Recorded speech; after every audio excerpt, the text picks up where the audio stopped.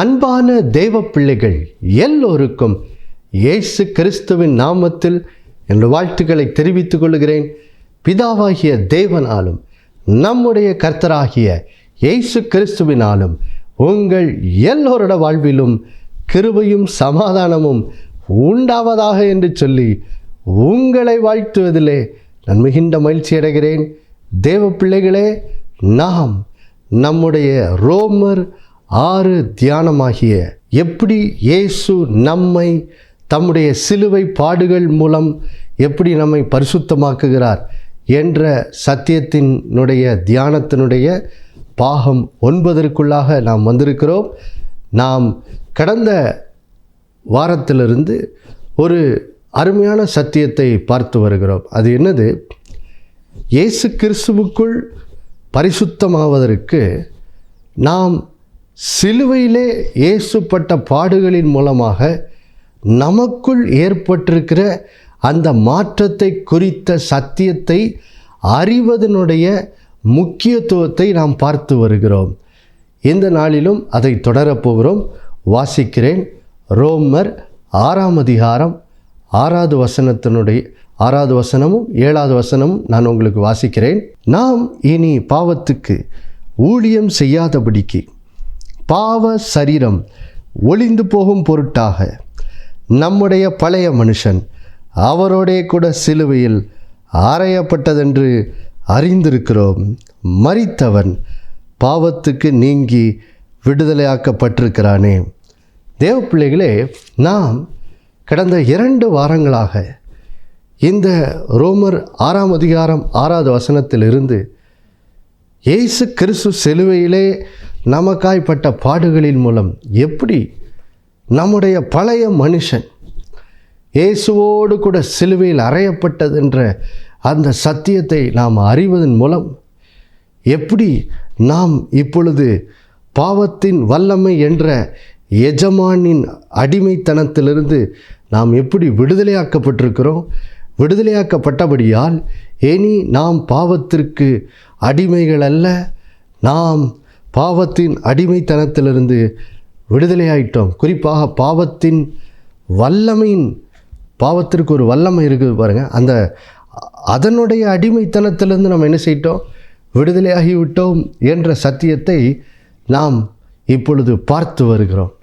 கடந்த வாரத்திலே நாம் இஸ்ரேல் ஜனங்கள் எகிப்திலிருந்து மோசேயின் தலைமையில் கானான் தேசத்தை நோக்கி பயணித்த அந்த சந்ததியினுடைய வாழ்க்கையிலிருந்து நாம் எப்படி நம்முடைய பழைய மனுஷனின் அடிமைத்தனத்திலிருந்து விடுதலையாக்கப்பட்டிருக்கிறோம் என்ற அந்த சத்தியத்தினுடைய அந்த அறிவை நாம் எந்த அளவிற்கு உணர்ந்து கொள்ள வேண்டியது ரொம்ப முக்கியமாக இருக்கிறது என்பதை குறித்து நாம் பார்த்தோம்.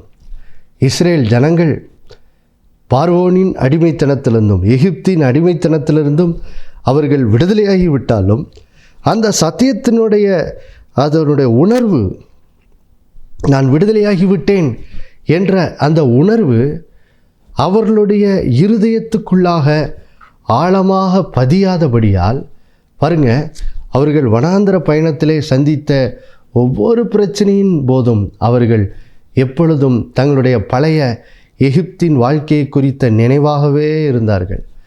எப்பொழுதும் எகிப்தை பற்றியும் அங்கே இருந்த வாழ்க்கையை பற்றி மட்டுமே பேசி கொண்டிருந்தார்கள். ஆதலால் பாருங்க, அவர்களுக்கு கர்த்தர் அருளின புது வாழ்க்கையினுடைய அந்த மகிமையை அதனால் அவர்கள் புரிந்து கொள்ள முடியாமல், அதனுடைய மகிமையை அனுபவிக்க முடியாமல் பாருங்க, அவர்கள் என்ன செய்தார்கள்? தங்களுடைய அவிசுவாசத்தின் நிமித்தம் பாருங்கள் வனாந்தரத்திலேயே மாண்டு போனார்கள் என்று சொல்லி நாம் பார்த்தோம். அதுக்கு முக்கியமான காரணம் என்ன? அவர்கள் பார்வோன் மற்றும் எகிப்தின் அடிமைத்தனத்திலிருந்து விடுதலையாகிவிட்டோம், நான் இப்போ ஒரு புது வாழ்க்கைக்குள்ளே போய்கிட்டு இருக்கேன் என்ற அந்த சத்தியத்தினோட உணர்வு அவருடைய இருதயத்தின் ஆழத்துக்குள்ளே என்ன செய்யலை? பதியலை. அதனால தான் இப்போ பார்த்தாலும் பழைய வாழ்க்கையை பற்றியே பேசிக்கிட்டு இருந்தாங்க. அதே போல் தான் பாருங்கள், நீங்களும் நானும் இப்பொழுது ஆதாமுக்குள் இல்லை, இப்போ நம்ம வேதம் சொல்லுகிறபடி கிறிஸ்துவுக்குள் இருக்கிறோம். கிறிஸ்துவுக்குள் ஒரு புது சிருஷ்டியாக இருக்கிறோம். பழையவைகள் ஒளிந்து போயின, எல்லாம் புதுசாயிடுச்சு.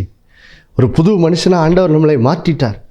அப்போது நமக்கு கிறிஸ்துவுக்குள் ஒரு புது வாழ்க்கையை தேவன் தந்து விட்டாலும் பாருங்க, என்னுடைய பழைய மனுஷன் சிலுவையில் அறையப்பட்டு விட்டது என்ற அந்த சத்தியத்தினோட உணர்வு இருதயத்தில் பதிந்து, இப்போ பாவத்தின் வல்லமை என்ற அந்த எஜமான கீழே நான் இல்லை, அதிலிருந்து நான் விடுதலை ஆயிட்டேன், இப்போ நான் விடுதலையாக்கப்பட்டவன் என்ற அந்த சத்தியத்தின் உணர்வு அதை அறிந்து அது இருதயத்தில் ஆழமாக பதியலைன்னா பாருங்கள், நம்ம என்ன செய்வோம் பாருங்கள், நம்மளும் இஸ்ரேல் ஜனங்களை போல் நம்முடைய பழைய வாழ்க்கையை குறித்த அந்த நினைவாகவே இருந்து நம்ம என்ன செய்வோம், கர்த்தர் நமக்கு தந்திருக்கிற புதிய வாழ்க்கைக்காக நாம் அவருக்கு நன்றி செலுத்தாமல், அந்த புது வாழ்க்கையினுடைய மகிமையை நம்ம அனுபவிக்காமல், நம்ம பாருங்கள் எப்போ பார்த்தாலும் பழைய வாழ்க்கை நினைவாகவே நம்ம பாருங்கள் இருப்போமானால் பாருங்கள், நம்ம இந்த இஸ்ரேல் ஜனங்களை போல பாருங்கள் நாமும் வழி தப்பி மறுபடியும் விசுவாசத்தில் பின்வாங்குவதற்கு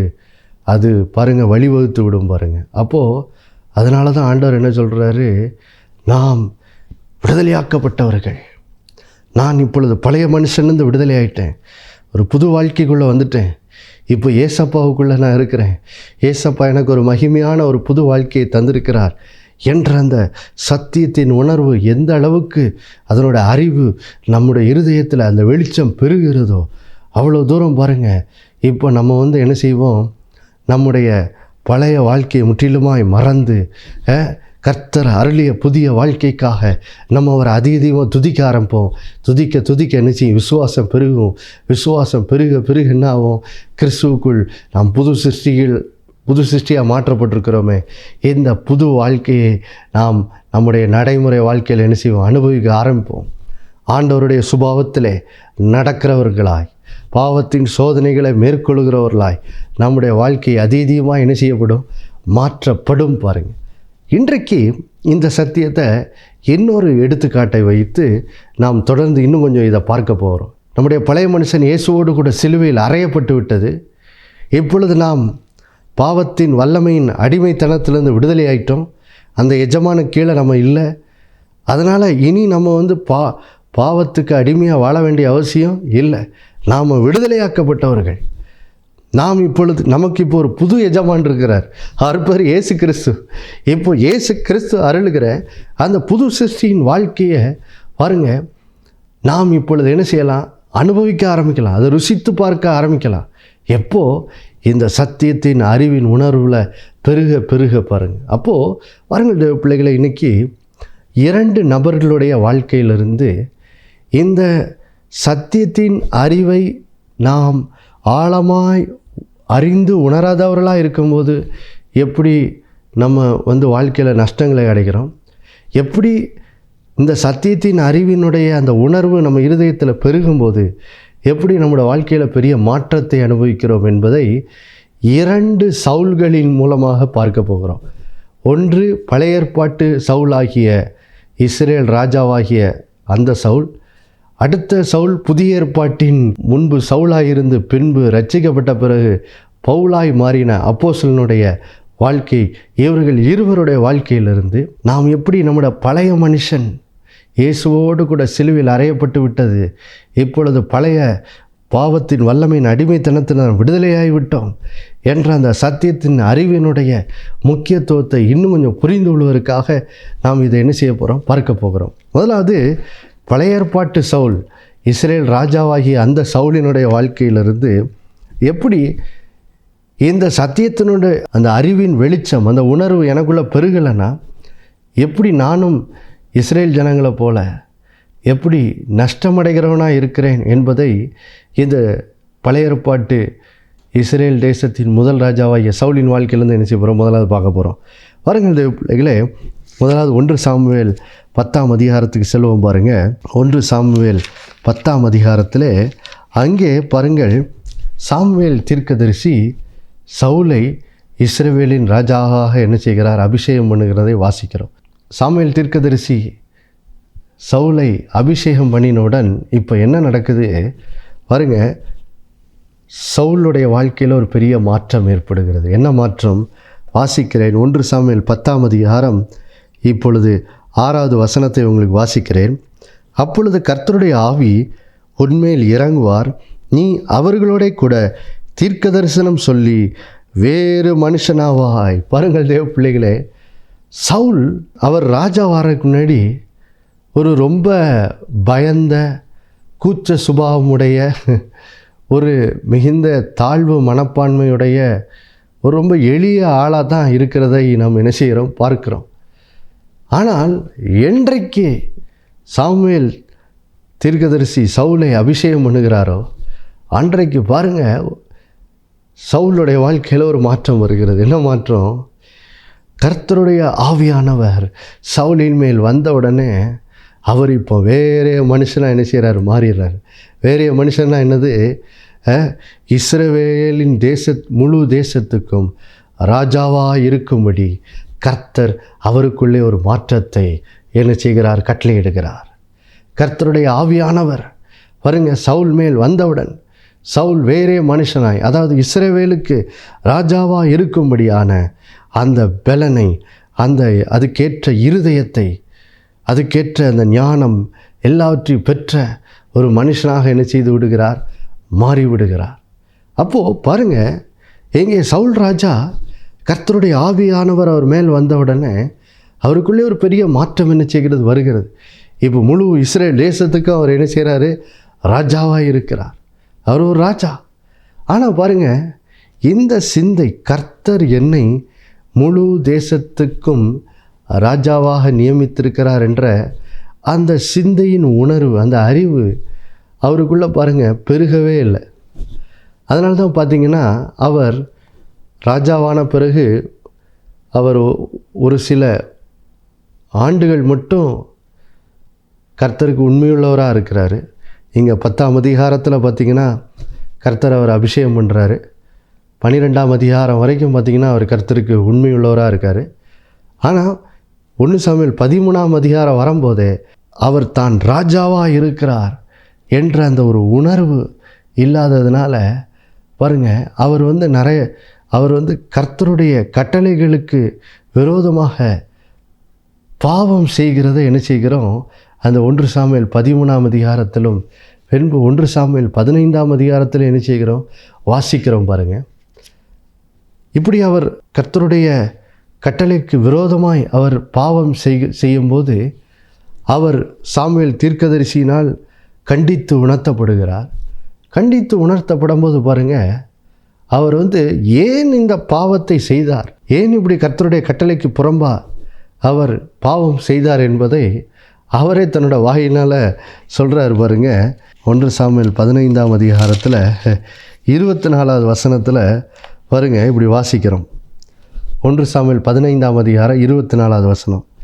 அப்பொழுது சவுல் சாமுவேலை நோக்கி, நான் கர்த்தருடைய கட்டளையையும் உம்முடைய வார்த்தைகளையும் மீறினதினாலே பாவம் செய்தேன். நான் ஜனங்களுக்கு பயந்து அவர்கள் சொல்லை கேட்டேன் அப்படின்னு சொல்கிறார். பாருங்க, இங்கே இந்த வசனத்தின் பின்னணி என்னவென்றால், முதல்ல 1 சாமுவேல் 13ஆம் அதிகாரத்தில் கர்த்தர் கட்டளையிடாத ஒரு காரியத்தை அவர் செய்கிறார். அதாவது பாருங்கள், பலியிடுதல் என்பது, கர்த்தருக்கு பலி செலுத்துவது என்பது ஆசாரியர்களுக்கு உரிய ஒரு கடமை. ஆனால் 1 சாமுவேல் 13ஆம் அதிகாரத்தில் சாமுவேலும் அவனுடைய படை வீரர்களும் யுத்தத்துக்கு போக ஆயத்தமாக இருக்கிறாங்க. அப்போ அதுக்கு முன்னாடி கர்த்தரோட ஆசீர்வாதத்தை அந்த யுத்தத்தில் பெற்றுக்கொள்ளும்படி சாமுவேல் சொல்கிறார், நான் வருவேன், 7 நாள் காத்துரு, நான் வருவேன் அப்படின்னு சொல்கிறாரு சாமுவேல் தீர்க்கதரிசி சவுல்கிட்ட. ஆனால் அதுக்குள்ளேயே பாருங்கள், எதிரிகள் பெலிஸ்தர்கள் சவுலையும் அவனுடைய இராணுவத்தை நெருக்க ஆரம்பிக்கிறாங்க. அதனால் வீரர்கள் எல்லாம் பயப்பட ஆரம்பித்த உடனே பாருங்கள், சாமுவேல் தீர்க்கதரிசி வர்றதுக்காக சவுல் காத்துறாமல் என்ன பண்ணுறாரு, இவர் அவசரப்பட்டு போய் என்ன பண்ணிடுறாரு, பலியை செலுத்தி விடுகிறார். கர்த்தருடைய கட்டளையை அங்கே மீறுகிறார். ஏனென்றால் ஆசாரியர்கள் தான் அந்த கடமையை செய்யும்படி பழைய ஏற்பாட்டில் கட்டளையிடப்பட்டிருந்தது. ஆனால் சவுல் ராஜா அந்த கட்டளையை மீறி, இவர் கர்த்தருடைய கட்டளை மீறி அங்கே என்ன செய்துடுறாரு, பலியிட்டுறாரு. முதல் முறை அங்கே என்ன செய்கிறார், பாவம் செய்துடுறாரு. ரெண்டாவது, இங்கே 1 சாமுவேல் 15ஆம் அதிகாரத்தில் பாருங்கள், மறுபடியும் கர்த்தரிடத்திலிருந்து சாமுவேல் தீர்க்கதரிசி ஒரு கட்டளையை பெற்று அதை சவுல் ராஜாவினிடத்தில் சொல்லுகிறார், நீ போய் அமலேக்கியர்கள் மேல் யுத்தம் தொடுத்து அவங்களுடைய ராஜாவையும் அவங்களுக்கு உண்டாயிருக்கிற அனைத்தையும் நீ என்ன செய், முற்றிலுமாய் அழித்து போடு. ஏனென்றால் இஸ்ரேல் ஜனங்கள் எகிப்திலிருந்து வெளியே வந்தபோது வனாந்திரத்திலே இந்த அமலேக்கியர்கள் இஸ்ரேல் ஜனங்களுக்கு விரோதமாக அநீதியாய் போர் தொடுத்து அவர்களுக்கு வேதனையை உண்டாக்கினதை நான் மனதில் வைத்திருக்கேன்னு சொல்லி கர்த்தர் என்ன செய்கிறாரு, இங்கே ஒரு கட்டளையை சவுல் ராஜாவுக்கு சாமுவேல் தீர்க்கதரிசியின் மூலமாக கொடுக்குறார். அப்போது பாருங்கள், சவுல் ராஜாவும் போய் அமலேக்கியருக்கு விரோதமாக போய் போர் பண்ணுறாரு. போர் செஞ்சு அவங்கள அமலேக்கியர்களை தோற்கடிச்சிடுறாரு. தோற்கடித்த பிறகு பாருங்கள், எல்லாவற்றையும் அழிக்கும்படி அங்கே அவங்க முற்படும் போது நல்ல கொழுமையான ஆடு மாடுகளெல்லாம் பார்த்த உடனே பாருங்கள், ஜனங்கள் அதை இச்சிக்க ஆரம்பிக்கிறாங்க. உடனே சவுல் ராஜா என்ன பண்ணுறாரு பாருங்கள், ஜனங்களுடைய பேச்சை கேட்டுட்டு அந்த அமலேக்கியரோட ராஜாவை கொல்லாமல் இன்னும் கொழுமையான ஆடு மாடுகளெல்லாம் கொல்லாமல் சும்மா ரொம்ப பலன் இல்லாமல் கிடக்கிற ஆடு மாடு மற்றும் ஜனங்கள் அவங்கள மட்டும் கொண்டுட்டு நல்ல கொழுமையானவைகளெல்லாம் உயிரோடு விட்டுறார். அப்போது இதை குறித்து சாமுவேல் தீர்க்கதரிசி சவுலை என்ன செய்கிறாரு, கடிந்து விழுகிறார். ஏன் இப்படி கர்த்தருடைய கட்டளைக்கு நீ புறம்பா ஏன் செயல்படுற, உன்னை முற்றிலும் போய் அழிக்க சொன்னார்ல, அதை ஏன் அழிக்காமல் விட்ட அப்படிங்கிறதுக்கு பாருங்க, சவுல் ராஜா சாமுவேல் தீர்க்கதரிசியினால் பாருங்கள் கண்டித்து உணர்த்தப்பட்ட போது அப்போ தான் இங்கே சவுல் ராஜா சாமுவேல் தீர்க்கதரிசிட்ட ஏன் நான் பாவம் செய்தேன்னு சொல்லும்போது சொல்கிறாரு, நான் ஜனங்களுக்கு பயந்து அவர்கள் சொல்ல கேட்டேன் அப்படிங்கிறார். யோசிச்சு பாருங்கள், இவர் தான் ராஜாவென்றால் என்ன அர்த்தம் பாருங்கள், ராஜா என்ன சொல்கிறாரோ ஜனங்கள் அந்த பேச்சை தான் என்ன செய்யணும், கேட்கணும். அதுதான் பாருங்கள், அதுதான் நியமம், அதுதான் ஒரு ராஜ்யத்தினுடைய செயல்படும் முறை. ராஜா சொல்ல ஜனங்கள் என்ன செய்யணும், செவி கொடுத்து கீழ்ப்படியணும்.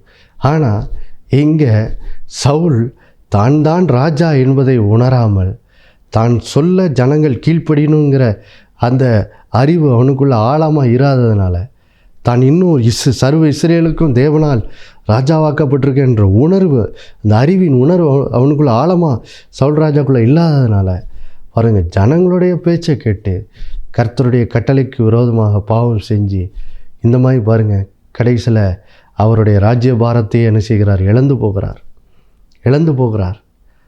காரணம் என்ன, அவருக்குள்ள ஒரு உணர்வு இல்லை பாருங்க. ஏன் நான் தான் ராஜா, நான் என்ன சொல்கிறேனோ ஜனங்கள் அதுக்கு என்ன செய்யணும், கீழ்ப்படியணும். கட்டளை போட்டால் ஜனங்கள் என்ன செய்யணும், கீழ்ப்படிஞ்சே ஆகணும். அப்படிப்பட்ட அதுதான் ஒரு ராஜா உடைய வேலை பாருங்க. ஆனால் இங்கே 1 சாமுவேல் 13 சரி 1 சாமுவேல் 15 சரி சவுல் ஒரு ராஜாவாக செயல்படாமல் ஜனங்களுடைய செயல்பாடுகளை பார்த்து பயந்து ஜனங்களுக்கு செவி கொடுத்து கர்த்தருடைய கட்டளையை மீறி நடக்கிறதை நம்ம என்ன செய்கிறோம், பார்க்கிறோம். காரணம் என்ன, சவுல் பாருங்க, தான் ராஜா என்ற அந்த அறிவின் உணர்வு ஆழமாக அவருக்குள்ளே என்னது இல்லை. அந்த உணர்வு ஆழமாக அவருக்குள்ளே இல்லாததுனால கர்த்தருக்கு விரோதமாக பாவம் பண்ணுறாரு. பாவம் பண்ணதுனால விளைவு என்ன, இப்போது 26 1 சாமுவேல் 15:26 வாசிக்கிறேன். சாமுவேல் சவுலை பார்த்து, நான் உம்மோடே கூட திரும்ப வருவதில்லை, கர்த்தருடைய வார்த்தையை புறக்கணித்தீர், நீர் இஸ்ரவேலின் மேல் ராஜாவாய் இராதபடிக்கு கர்த்தர் உம்மையும் புறக்கணித்து தள்ளினார் என்றான். பாருங்க, இப்படி தான் ராஜா என்ற ஒரு உணர்வு இல்லாமல் அவர் செயல்பட்டதுனால, அதாவது கர்த்தர் தான் சாமுவேல் தீர்க்கதரிசியின் மூலம் பாருங்க சவுலை சர்வ இஸ்ரேலுக்கும் என்ன செய்கிறார், ராஜாவாக மாற்றுகிறார். அப்போ யோசிச்சு பாருங்கள், ராஜாவானவுடன் எல்லா இஸ்ரேல் ஜனங்களும் இப்போ இவருடைய கட்டளை கீழே தான் இருக்கிறாங்க. அப்போ இவரோட வேலை என்ன, கர்த்தருடைய வார்த்தையை கேட்டு ஜனங்களுக்கு என்ன செய்யணும், கர்த்தருக்கு கீழ்ப்படியும்படி கட்டளையிட்டு கர்த்தருடைய சித்தத்தின்படி இவர் என்ன செய்திருக்கணும், ராஜாவாக அங்கே செயல்பட்டிருக்கணும்.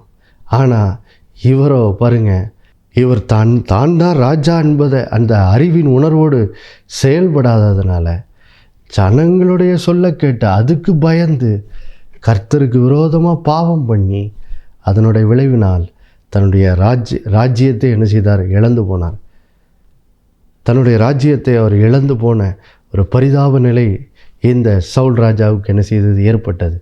ஆனால் தேவ பிள்ளைகளே பாருங்கள், புதிய ஏற்பாட்டில் இதே மாதிரி இன்னொரு சவுல் இருக்கிறார். அவர் வாழ்க்கையே மாற்றப்பட்டது. என்னது பாருங்கள், நான் வாசிக்கிறேன். அப்போஸ்தலர் 9ஆம் அதிகாரத்தில் பாருங்கள், உயிர்த்தெழுந்த இயேசு கிறிஸ்துவை இந்த சவுல் என்ன செய்கிறார், சந்திக்கிறார். ஏன் சந்திக்கிறாரு? இயேசு இவரை சந்தித்த போது இவரோட வாழ்க்கையில் பெரிய பொல்லாத பாவம் என்ன செய்யப்பட்டது, இந்த புதிய ஏற்பாட்டில் உள்ள சவுல் வாழ்க்கையில் காணப்பட்டது. என்னது? அப்போஸ்தலர் 9ஆம் அதிகாரம் இப்பொழுது 1வது வசனத்தை வாசிக்கிறேன் பாருங்கள். சவுல் என்பவன் இன்னும் கர்த்தருடைய சீசரை பயமுறுத்தி கொலை செய்யும்படி சீரி பிரதான ஆசாரியனிடத்திற்கு போய் பாருங்கள், சவுல் அவர் இயேசுவை சந்திக்கிறதுக்கு முன்னாடி அவர் கர்த்தருடைய ஜனங்களை உபத்திரவப்படுத்துகிறவர்களாக, அவர்களுக்கு மிகுந்த துன்பத்தை கொடுக்கிறவராக, அவர்களை கொலைகூட செய்கிறவராக இந்த சவுல் என்ன செய்கிறார், இருக்கிறார். ஆனால் தமஸ்கு போகிற வழியில் பாருங்கள், உயிர்த்தெழுந்த இயேசு ராஜா இந்த சவுலை, இந்த புதிய ஏற்பாட்டு சவுலை கர்த்தர் என்ன செய்கிறார், சந்திக்கிறார். சந்தித்தவுடன் பாருங்கள், வாசிக்கிறேன். அப்போஸ்தலர் 9ஆம் அதிகாரம் 4வது வசனம். அவன் தரையிலே விழுந்தான். அப்பொழுது சவுலே சவுலே, நீ என்னை ஏன் துன்பப்படுத்துகிறாய் என்று தன்னுடனே சொல்லுகிற ஒரு சத்தத்தை கேட்டான். அதற்கு அவன், ஆண்டவரே நீர் யார் என்றான். அதற்கு கர்த்தர், நீ துன்பப்படுத்துகிற இயேசு நானே. பாருங்க தேவ பிள்ளைகளே, இங்கே புதிய ஏற்பாட்டில் ஒரு சவுல் இருக்கார். இவர் சபையை, இயேசு கிறிஸ்துவனுடைய திருச்சபையை, இயேசு கிறிஸ்துவனுடைய சீஷர்களை துன்பப்படுத்தி உபத்திரவப்படுத்துகிற ஒரு பொல்லாத மனுஷனாக இருக்கிறதை பார்க்கிறோம். ஆனால் உயிர்த்தெழுந்த இயேசு ராஜா இந்த சவுலை என்ன செய்கிறார், சந்திக்கிறார். தமஸ்கு போகிற வழியில் இயேசு இவருக்கு வெளிப்படுகிறார். வெளிப்பட்டவுடன் பாருங்கள், ஒரு பெரிய வெளிச்சத்தை, ஒரு ஒளி இவரை சுற்றி என்ன செய்கிறது, பிரகாசிக்கிறது. பிரகாசித்தவுடன் பாருங்கள், அவர் குதிரையில் போயிட்டு அவர் கீழே விழுறாரு. கீழே விழுந்தவுடன் பாருங்கள், அவர் கதறுகிறார், ஆண்டவரே நீர் யார் அப்படின்னு என்ன செய்கிறார், கேட்குறார். ஏன்னா சவுலே சவுலே நீ ஏன் என்னை துன்பப்படுத்துகிறாய் அப்படிங்கிற ஒரு சத்தத்தை சவுல் என்ன செய்கிறார், கேட்குறார். கேட்ட உடனே பாருங்கள், சவுல் பதில் சொல்கிறார். உடனே அவர் அறிக்கையிடுறார், ஆண்டவரே இவ்வளோ நேரமும் இயேசுவை துன்பப்படுத்தி கொண்டிருந்தவர் இப்போ இயேசு அவருக்கு வெளிப்பட்ட உடனேயே அவர் இயேசுவை ஆண்டவர்னு என்ன செய்கிறார், அங்கீகரித்து அவரை ஆண்டவரேன்னு கூப்பிட்டு கேட்குறார், நீர் யார் அப்படின்னோடனே, நீ துன்பப்படுத்துகிற இயேசு நானே அப்படின்னு சொல்லி இயேசு தம்மை வெளிப்படுத்தியவுடன் பாருங்கள், வேதம் சொல்லுகிறது பாருங்கள் 6வது வசனத்தில், அவர் நடுங்கி திகைத்து, ஆண்டவரே நான் என்ன செய்ய சித்தமாக இருக்கிறீர் என்றான். பாருங்க, இயேசு இங்கே சவுலுக்கு வெளிப்படுகிறாரு. வெளிப்பட்ட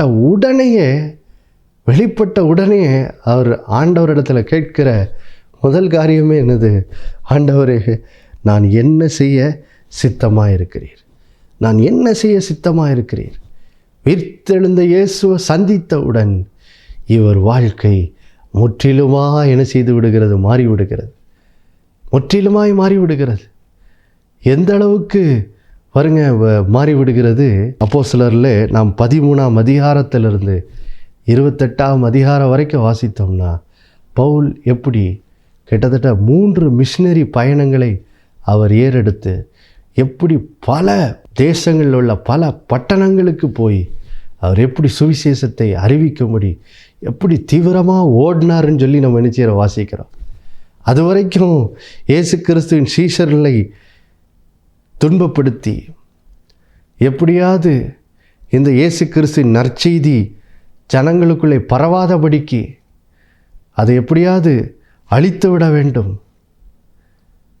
இயேசு கிறிஸ்து என்ற நாமமே இந்த பூமியில் என்ன செய்யக்கூடாது, இருக்கக்கூடாது அப்படிங்கிறதுக்காக இயேசு கிறிஸ்துவனுடைய சீஷர்களை துன்பப்படுத்தி பயமுறுத்தி அவர்களை கொலை செய்து இப்படியாக இயேசுவுக்கு விரோதமாய் செயல்பட்டு கொண்டிருந்த இந்த பவுல் சொல்கிறாரு, என்னைக்கு நான் இயேசுவை சந்தித்தேனோ, அவர் சொல்கிறார் கலாத்தியர் 2:20 சொல்கிறாரு, கிறிஸ்துவுடனே கூட சிலுவையில் அறையப்பட்டேன், ஆயினும் பிழைத்திருக்கிறேன்.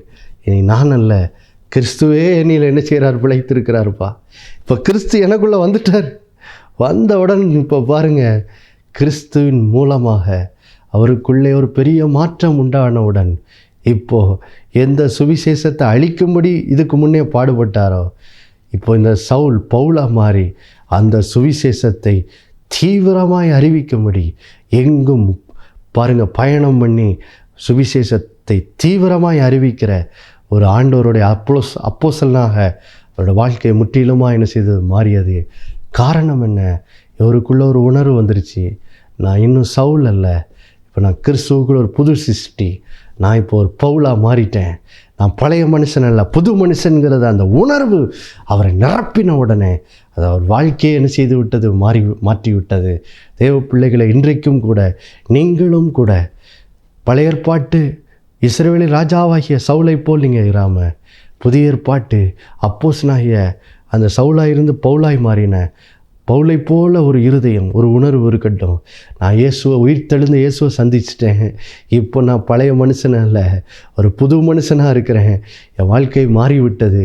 ஆதலால் இனி இயேசு கிறிஸ்துவுக்காய் வாழுகிற ஒரு நல்ல சீஷனாக இருப்பேன்னு சொல்லி பாருங்கள், இன்றைக்கு அந்த சத்தியத்தை உணர்ந்து வாழ்க்கையிலே கிறிஸ்துவின் பாதையிலே நடக்கும்படி தீர்மானிங்க.